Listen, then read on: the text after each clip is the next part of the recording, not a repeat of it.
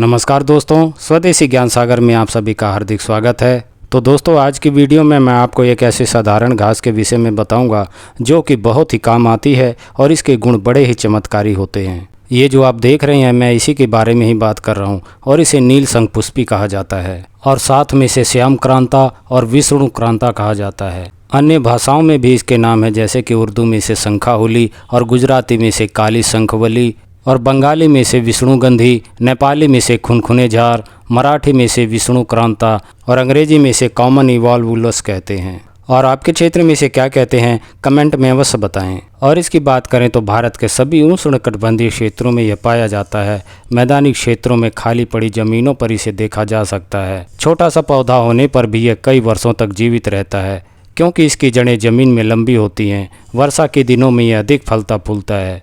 इसकी शाखाएं जमीन पर चिपक कर चारों ओर फैलती हैं। इसके फूल नीले तथा छोटे होते हैं। इसकी शाखा और पत्तियों पर रोए होते हैं। शंखपुष्पी दो प्रकार की होती है, सफ़ेद फूलों वाली जिसके फूल उसकी तुलना में बड़े होते हैं। दोनों प्रकार की शंखपुष्पी बुद्धिवर्धक मानी जाती है और ये तनाव को कम करती है। घास के रूप में होने वाला यह पौधा आपने अवश्य देखा होगा, परंतु इसके गुणों के बारे में शायद बहुत कम लोग ही जानते होंगे। आज इस वीडियो के माध्यम से इसके गुणों की सभी जानकारियां आप लोगों से साझा करना चाहता हूं। तो चलिए जानते हैं इसके गुणों और इससे लाभ लेने के विषय में। तो दोस्तों, ये जो नील शंखपुष्पी होती है, ये कड़वी और तिक्त होती है और ये कफवात शामक होती है। इसका पंचांग जो है कड़वा होता है और ये बहुत ही पौष्टिक वर्धक होता है और ये बुखार को हरने वाला भी होता है। और जो आम अतिसार यानी कि जो आम के साथ दस्त होने की शिकायत होती है, ये उनको भी दूर करता है। और ये पुरोधी यानी कि जो पीप बहने की शिकायत होती है, ये उनको भी रोकता है। और ये कृमिघ्न होता है और साथ में ये बुद्धिवर्धक होता है और ये दिमाग की ताकत को बढ़ा देता है। और जो मलेरिया की शिकायत होती है, इसके प्रयोग से वह भी शिकायतें दूर हो जाती हैं और ये साथ में कामोत्तेजक भी होता है। तो दोस्तों, ये तो हो गई बात इसके गुणों के बारे में। अब बात करते हैं इसके गुणों के लाभ लेने के विषय में। तो सबसे पहले मैं यहाँ पर आँखों के रोगों के विषय में कहना चाहूँगा। जैसे कि आँखों की लाली हो जाती है, तो उसमें आप जो है नील शंखपुष्पी के पत्तों को लेकर के और इन्हें कूट पीस करके इसका रस निकाल लें और इसका रस 1-2 बूंद की मात्रा में इसी आँख में आप डालते हैं, तो इसके डालने से जो आँखों की लाली होती है वह मिट जाती है। तो चलिए अब बात करते हैं दम फूलने की शिकायत में इसके प्रयोग के लिए। तो किसी को भी अगर सांस लेने में कठिनाई होती हो और उन्हें काफ़ी परेशानी का भी सामना करना पड़ता है, तो आप जो है शंखपुष्पी के पत्तों को लेकर के और इसे धूम्रपान की तरह इसका प्रयोग करते हैं। तो इस प्रकार प्रयोग करने से जो सांस लेने में कठिनाई और तकलीफ होती है, उसमें ये बहुत ही अच्छा लाभ करता है। तो दोस्तों, कभी कभी कुछ खा लेने की वजह से पेट में दर्द की शिकायत हो जाती है। तो दर्द की शिकायत में आप जो है नील शंखपुष्पी की 1 से 2 ग्राम की मात्रा में इसकी जड़ को लेकर के और इन्हें पीस लें और उसमें शहद और शक्कर मिला करके और घी मिला करके आप इसका सेवन करते हैं, तो इसका सेवन करने से जो पेट दर्द की शिकायत होती है वो मिट जाती है। तो दोस्तों, कई दफ़े ऐसा होता है कि तनाव की वजह से सोचने समझने की और याददाश्त की भी कमी हो जाती है। तो ऐसी शिकायत होने पर आप जो है नील शंखपुष्पी के पौधों को ला करके और इन्हें छाया में सुखा लें।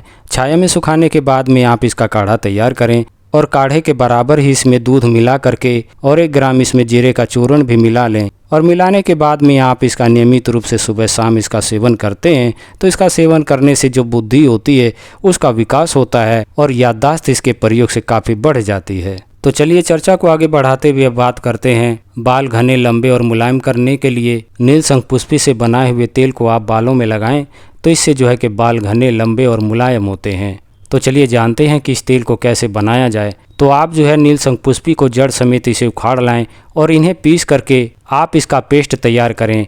और जितना इसका पेस्ट हो, इसी के बराबर आप इसमें तिल का तेल मिला करके और इन्हें आप धीमी आंच पर कढ़ाई में डाल करके पकाएं। और पकाते हुए जब आपका पेस्ट जल जाए और काला पड़ जाए, तो इन्हें उतार करके छान लें। तो छानने के बाद में इस तेल को आप सिर में लगाएं, तो इसके लगाने से जो बाल होते हैं वह बाल लंबे, घने और मुलायम हो जाते हैं। तो चलिए अब बात करते हैं रक्तपित्त के विषय में।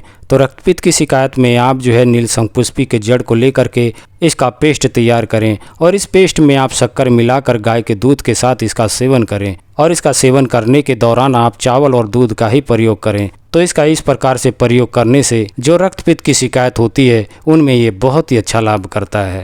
तो चलिए आगे बढ़ते हुए बात करते हैं योसापस्मार के विषय में। तो योसापस्मार की शिकायत यानी कि जो हिस्टीरिया की शिकायत होती है, यह शिकायतें जो है अविवाहित युवतियों में अधिक होती है। तो हिस्टीरिया की शिकायत में आप जो है 5 से 10 ग्राम की मात्रा में इसका रस निकाल लें और इसका रस जो है सुबह शाम इसका नियमित रूप से सेवन करवाएं। तो इसका सेवन करवाने से जो हिस्टीरिया की शिकायत होती है उसमें बहुत ही अच्छा लाभ होता है। दोस्तों, आप चाहें तो हिस्टीरिया में दूसरा भी प्रयोग कर सकते हैं। आप जो है 1 से 2 ग्राम की मात्रा में इसके ताज़े फूलों को ले लें और या फिर आप जो है सूखे फूलों को ले करके और उसका चूर्ण बनाकर उसमें शक्कर मिलाकर नियमित रूप से इसका सुबह शाम सेवन करवाएं। तो इसका नियमित रूप से सेवन करवाने से मस्तिष्क का बल बढ़ता है और जो हिस्टीरिया की शिकायत होती है उनमें ये बहुत ही अच्छा लाभ करता है। तो दोस्तों, यहाँ पर मैं एक और जानकारी देना चाहूँगा कि मैंने अक्सर देखा है कि कईयों की अंगुली के सिरे पर जो है एक प्रकार का घाव हो जाता है और वो काफ़ी प्रयास के बाद में भी ठीक नहीं होता। तो ऐसी शिकायत में आप जो है शंखपुष्पी के पत्तों को ले करके और इन्हें पीस करके बराबर वहाँ पर लेप लगाते रहें। तो इसका लेप लगाने से जो अंगुली के सिरे पर होने वाला जो घाव होता है इसके लगाने से वे जल्द ही ठीक हो जाता है। तो दोस्तों, आशा करता हूं कि मेरी ये जानकारी आपको पसंद आई होगी। मेरी ये जानकारी आपको पसंद आई है तो कृपया करके चैनल को सब्सक्राइब करें, इस वीडियो को लाइक और शेयर करें, साथ में बेल आइकन को भी प्रेस कर लें ताकि आने वाली हर वीडियो आप तक पहुंचती रहे। फिर मिलते हैं अगली वीडियो में नई जानकारी के साथ। तब तक के लिए नमस्कार, जय हिंद, जय भारत।